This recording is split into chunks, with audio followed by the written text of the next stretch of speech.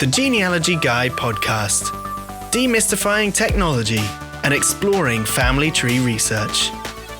Please remember to subscribe and share the podcast with family and friends. And once again, welcome to another episode of Armchair Genealogy with me, the Genealogy Guy, with tech support from Broadcast Media UK. First off, a very big thank you for all those people that messaged me with compliments on the article that appeared in the latest edition of Family Tree magazine, which is the UK's longest running genealogy magazine. Many said that they found it inspiring read and it's got you motivated, so I look forward to hearing maybe some of these recordings appearing around the internet. As always, if you enjoy this episode, remember you can find all past episodes of Armchair Genealogy at armchairgenealogy.com. Joining me now is Brad Argent, and who's classed as head of Ancestry Studios, as one of his many titles, family historian, international spokesperson for Ancestry, as well as an expert on Ancestry DNA product. The list just gets longer. Brad featured in a video series created by international travel search Momondo, and it's now had over 100 million hits. Last time we counted, it was like 1.2 billion views, which, it's just crazy, right? It's the nature of the internet, though, isn't it? It shows the interest is there for DNA stuff. So welcome along to the episode, Brad. So looking at your biog, you studied psychology, you now work in the genealogical field. So how did that happen? Look, Mel, it's a rather circuitous route. I started my working career in banking and then went into information technology. Then went from that into the internet. Now, when I'm talking the internet, this is like in the late 1990s. This was before the bubble burst for the first time anyway. And then sort of went from that into some advertising. I'd spent some time working for Ernst & Young in their corporate tax division, which was fascinating. And, I was kind of just, to be completely transparent, I was kind of bumming around the house, not doing anything. And my wife was hassling me to get a job. So I saw this job, this is back in 2007, I saw this job advertised for Ancestry. This was when I was living in Australia. And I'd sort of been doing the family history on and off for, probably a decade or so. I went, you never get a job that's your hobby, but you always got to give it a shot. Everything kind of fell into place. And I've been there now for over 17 years, wow, doing a variety of different things. I started out in the content acquisition business, going out and working with libraries and archives and even family history societies to get the records that we all use and get to license those. And then I kind of went from that to, I ran the UK business for a while. And about the time that Momondo video came out, Ancestry said to me, work out how to make TV. And I went, oh, okay. And now, many years later with multiple collaborations under our belt, it seems to be falling into place. Yeah, I first came across you on DNA Journey. I mean, and I watched the series, but I watched the very first one, the Ant and Dec one, which was obviously the one that set the benchmark for this is what you can do with the series. So that was a fabulous one. And then Fame in the Family. So Fame in the Family, my job was behind the camera in that. So I did a lot of the research, and it was a Channel 4 show.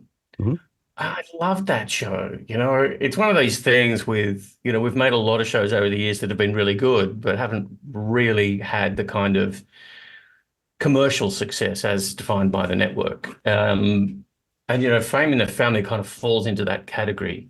I think you can probably get it on Channel 4's catch-up or streaming service. Okay. But just to kind of give you a quick outline of it, celebrity turns up, sits down to a dinner table with 4 people. Now, one or more of those 4 people at the table is related to the celebrity, and they've got to work out who. And if you can pick the right person, you win £1,000. And then they go through this sort of series of things. Could be in the food they're eating, it could be in the games that they play. It might give away little bits of information about who where the celebrity's from, what their background is, particularly their ethnicity, plays into it. A little bit of family history. And it was great. But what I thought was absolutely fascinating for me about this show is you have five random people. And as soon as you put them down at the table and suggest there's a family connection, the interactions change. And I think over 15 episodes, was it? That they only guessed right twice. We know that they were connected to the celebrity through their DNA.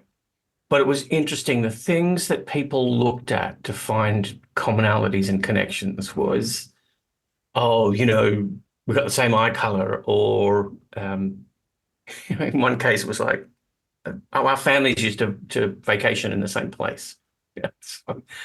And to me, what it did is it made the notion of understanding who you were and where you come from so much more accessible, because it wasn't about names and dates and places so much. It was about, what do we have in common? How are we connected? Can I feel that or see that connection? I've certainly felt that with some of the DNA work that I've done. Genealogy or family history or DNA is a good thing for us as a society to understand we're related to other people, we have connections to the past, because I think ultimately that will help us shape the future. Yeah, the viral video, and what I found fascinating is you emphasise the fact that it's not just about getting a document and tracing backwards. You're almost starting right at the beginning and saying, Yeah. where do I originate from? And forget all the paperwork and all the sort of names and dates. It's just like, what type of person am I made up of? And all those other countries that actually make you you. The way I kind of frame it is there's two kinds of ways we connect.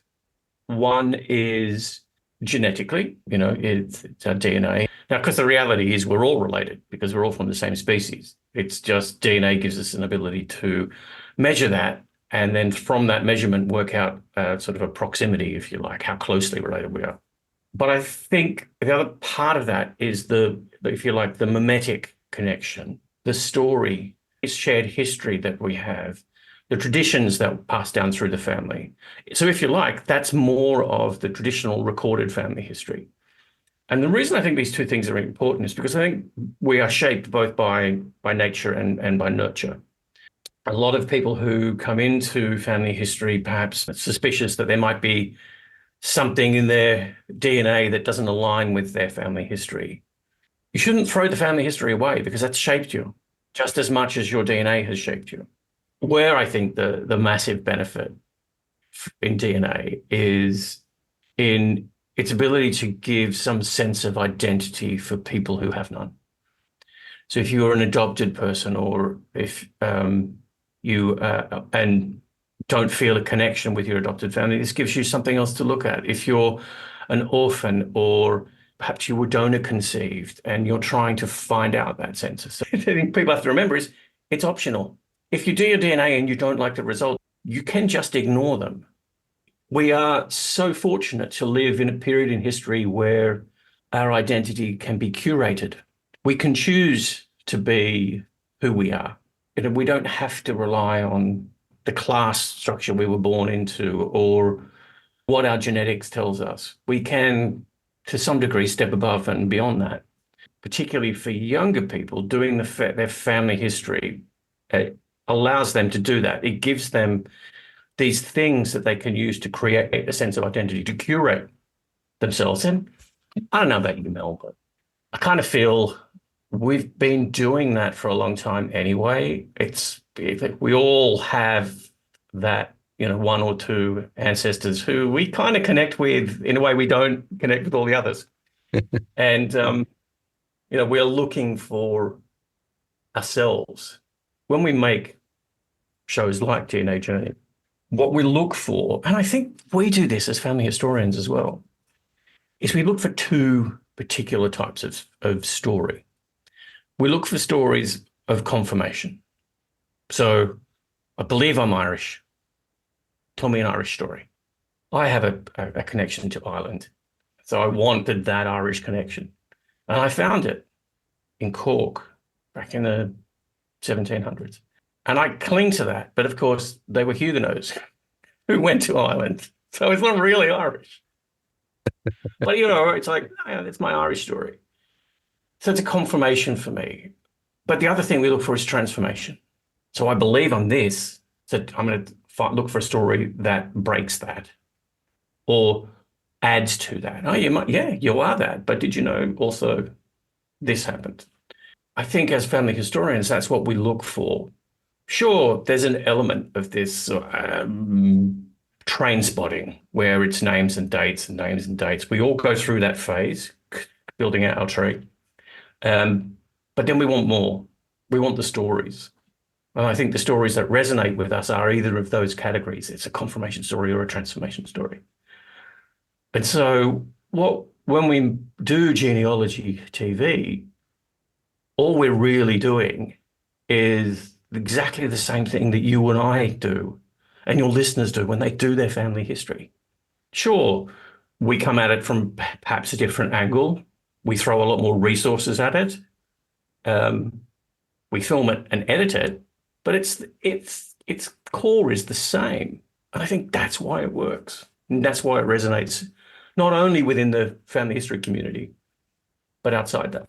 From your presentations that I've watched, and whenever you've been talking, your passion for the story behind each person's genealogical journey, that's the important thing. And it's one of my passions is I'm constantly telling people of all ages, get your phone out when you're talking to older generations, slap it on the table and just record whatever they talk about. Because once they've gone, they have gone and you've lost that memory. And it can be the linchpin that will help you go to the next level and find the connection to another family. It's something I'm very passionate about is capturing those stories. We did one of the episodes of DNA Journey we did was with Odi and Motsi Mabusi, who were born in South Africa. And so I had to recce that. So I had to go down and do the recce of that with one of the producers. And that whole show we made with one record because that's all we could find. Wow. But everything else was oral history.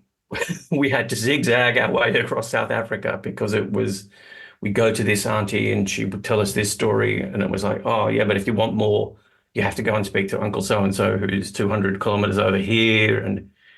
But it was getting those stories was the thing that really made the show. And I have to admit, I was quite skeptical of our ability to be able to make the show without records. And I was wrong. And it's a beautiful episode because it shows you that family history exists in so many different forms. Yes. If all you rely on is what is recorded by the institutions around, that we interact with, you're going to get a very singular view of who this person is. So if you can, because it's the first thing, whenever anybody says to me, how do I get started? Find the oldest person in the family and talk to them today and record it.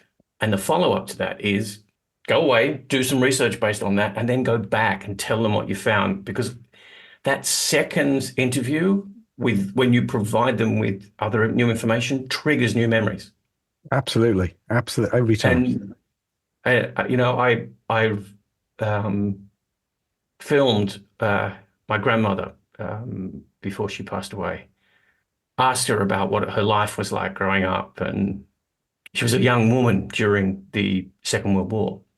It's so wonderful to have that.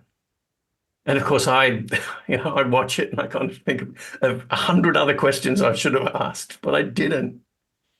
And of course, now I can't. But at least I have that. So I absolutely with you, mate. For me, that's the starting point, particularly in the 21st century where we have access to the technology to be able to do that in our pocket. So let's just grab a quick break there and give me a chance to say two things. One, whatever platform you're listening on, please subscribe, as it shows us where we need to make sure our podcast appears and gives us feedback on which episodes create the most interest. And the second thing I wanted to say was, if you want to contact Armchair Genealogy Podcast, then do drop us an email. Email the podcast by contacting us, info@armchairgenealogy.com. And now back to our chat with Brad Argent, who is head of Ancestry Studios, amongst many titles, including international spokesperson for Ancestry and an expert in his own right on Ancestry DNA product. I'm sort of campaigning people to start collecting and start taking audios for future genealogists, because from my own experience, when you find an audio recording, it's such a magical moment that you go, this is the real person. It's them. And it's so magical. And it just shows the power of the voice. All these centuries on, with all the technology, the voice still instantly connects you with somebody.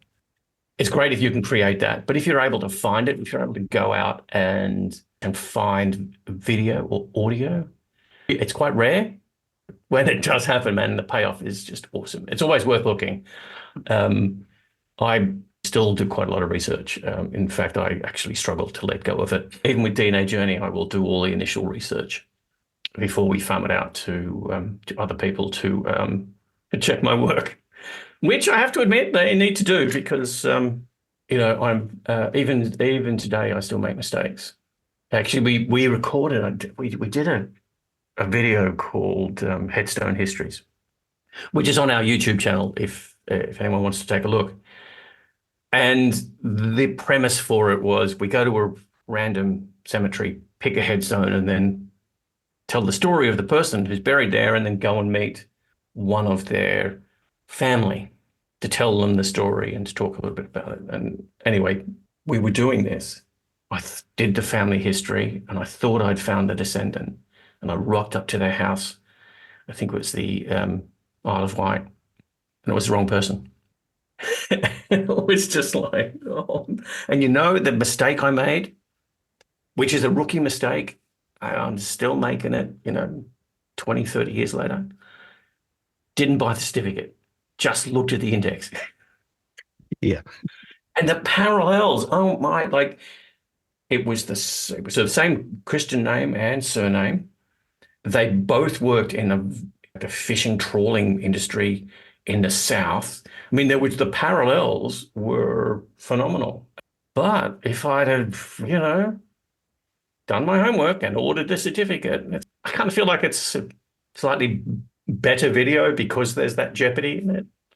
It shows that people can make mistakes, and this is why it's important to keep going back and double checking things. I know there's errors in my family tree, and, occasionally people will point them out to me, which is fantastic. I think you've got to keep looking, because new material is available all the time. And I've had this experience where I've gone, okay, well, look, based on what I can find, this story is about this person. And then 3 months later, new content is published, and I go and have a look and go, oh, maybe that's not right. And I have to unpick everything. You never finish your family history because there's always new information coming out. Just to sort of fill in a gap when you were saying that you can come across things, I signed up to lots of different streaming platforms, and BFI they've got a whole series of old news items, and somebody posted on a Facebook page the history of a particular area, and they put this news clipping up, and I sat and watched it, and I'm going, oh yeah, I recognise this place. Yeah, I used to go there. Yeah, and then in the background, I see my now passed away, but I see my godmother. It was just pure accident. I came across it. Pure accident. I have a very similar story.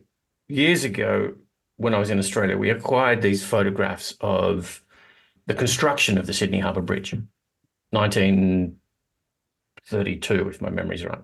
Beautiful shots. And there's a few of them, of these photos, were of the day prior to it being opened. School children were able to come and view it. My grandmother had told me a story about, I was at the opening of the Sydney Harbour Bridge. I'm kind of going, oh, okay. You were, I think she was like 13 or something. I was like, yeah, I'm not I'm not sure you would have been there at 13 because it was, a massive event. Anyway, so I'm looking through these photos and here's this bunch of school children. And there's this one sort of standing out the front. That looks like my grandmother. So I print it off and I take it to her and I show it to her and she goes, yes, yes, that's me. She said that. I remember that dress and that was a red, that beret I was wearing was red. And it was like, that was my sister's dress because my grandmother family was quite poor. I was like, oh yeah, that's my sister's dress that I was wearing. And that photo, I just stuck in a bunch of construction photos, is the only picture of my grandmother as a child. The first picture that was formally taken of her was her engagement photo. The things that you find, man, it's one of the reasons why I love this hobby because it just keeps on giving. Yes, yes. And talking about that, like you wanted to tell me this something about newspapers.com? I have to admit to a bit of an addiction to historic newspapers. And, Ancestry, of course, one of our other sites is newspapers.com, which is just fabulous. So I am also a massive fan of the British Library's newspapers as well. So when it comes to research, I'm very agnostic. I will go where the information is. So, and I do love newspapers. And as soon as I have a name for someone and a place and a rough sort of period of their existence, I'm straight into the newspapers. We've got, particularly on newspapers.com, we've got more and more local newspapers being added. And to me, that is the gold mine. Sure, the bigger newspapers are great, and sometimes your ancestors can pop up in those. Sometimes it's not always with the kind of information you want to hear, but, it's still part of the story. But it's the local newspapers, your grandparents at a sporting event, getting some kind of, academic award, or this little vox pop pieces of people on the street. It's wonderful to see evidence of them existing outside of the sort of the institutional recording of their life. Yes. You get to see color. I know they're black and white, but you get to see the color of who the person is. A lot of the storytelling that I do is shaped by what I find in the newspaper. And you might think, oh, my family's never going to be in the newspaper. Maybe they're not. But, I always look at the headlines of the date that someone was born, what was happening in the world. And if I can find newspapers that cover where they were, what was happening locally. I even use newspapers to look for street addresses. Because even though my ancestors might not appear in the paper, the street might. And I get a sense of, okay, what was going on here? Right? In the street that they were born, the house might have been on fire. And when they were 8 years old, that might have been a little bit exciting. What was happening at the local pub? Because with my ancestors, chances are they were probably there. So you get this ability to put color and dimension onto these people. And, that's kind of like, that's why I have a passion for newspapers, because they're, a wonderful tool for storytelling. It fills in the gaps. And as you say, I'm just knowing what was going on historically in the area can make you understand why they may have moved, or why they've moved into the area, or why the family was suffering because of a pit closure in the next town. Anything that has a knock-on effect starts to tell you more about what was happening in their lives at that moment. I think they're probably the richest source of genealogical information out there. Sure, you need your hatch, match, and dispatch records. They're great, but they just tell you that somebody existed. I want to know how. Yeah, there's most people use the phrase like they want to put the meat on the bones. It's no good just having the bones of somebody. It's like, yeah, but what about them as a person? And it's those little nuggets that make the difference. I often think, about genealogists in 200 years. They are going to see us in all our glory. I grew up at a time before social media, thankfully. And so most of my embarrassments weren't recorded. But younger people, their lives are just so captured. their descendants are going to be able to see them in ways we couldn't possibly imagine. And that's, equal parts exciting and terrifying. Absolutely, because some of the things that people have done and posted and share, like you go, why would you do that? Just keep quiet. It's a challenge. I often find myself writing social media posts and then deleting them before I send them. It's wonderful to be able to be alive at a time where we can have a voice. Everyone can have a voice, but that doesn't mean we always should. Maybe some of the politicians could take that leaf as well. Yeah, well, I think if they believed that, they wouldn't be politicians. So the newspapers. So are they? Is it? You mentioned like you've started to accumulate like local newspapers as well. So this is worldwide. I mean, we'll say all around the world, but yeah, we're specializing in places where genealogical interest is greater. So there's the US and there's Canada. There's obviously the UK, there's Ireland, there's Australia. I'm not sure if there's any New Zealand there yet. But I mean, New Zealand, there's Papers Past, which is great. It's great because it's free. Got a lot of free stuff. There's Trove in Australia, which is also free, which is wonderful. And so I will look everywhere. Newspapers.com is great because it's got a lot of stuff. And the other thing to keep in mind when you're thinking about newspapers is particularly American newspapers. This is what is my experience. American newspapers will pick up stories from the UK. And so I have found stories about the people I've been researching reprinted in US newspapers, but the UK newspaper isn't available. If you're doing a search and you're getting a record returned that looks right, but it's in an American paper, have a look at it because it could have just been syndicated from a UK newspaper. I have found wonderful stuff. When we do family history research, we can get a little fixated on, oh, my family were here. And so information about them is only going to be here. Yeah, that might be true, in the 1700s or the 1800s. But when you start sort of looking at later part of the 1800s and into the 1900s, information about people moved about. I have an ancestor who went to America. And for a long time, I believed I had no family in America at all, none. Didn't know who this guy just disappeared off the census records. Couldn't find him anywhere. Turns out he went to America. I found that out by keep getting hints for this person. No, that's not because my family didn't go to America. No, he did. Didn't pop up in any of the immigration records, but there they are. And then many years later, I took a DNA test. I have cousins in America. Of course I do. So I kind of feel like you need to, when you're thinking about any record, newspapers is a great example, but any record, they may well have gone somewhere else or information about them may have traveled. So it's always worth a look. It's always worth taking a look, analyzing it. Don't just add it to your tree simply because it looks like it's right. You've got to do that work. You've got to do the homework.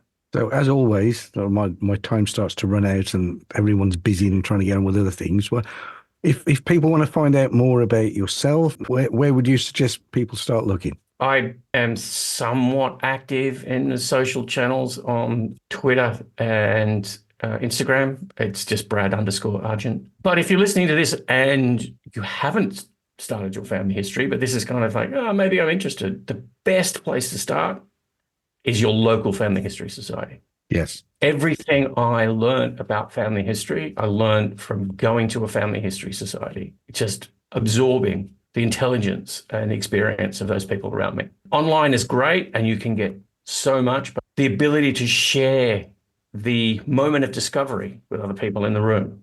Family history societies are the absolutely perfect place to start and even restart.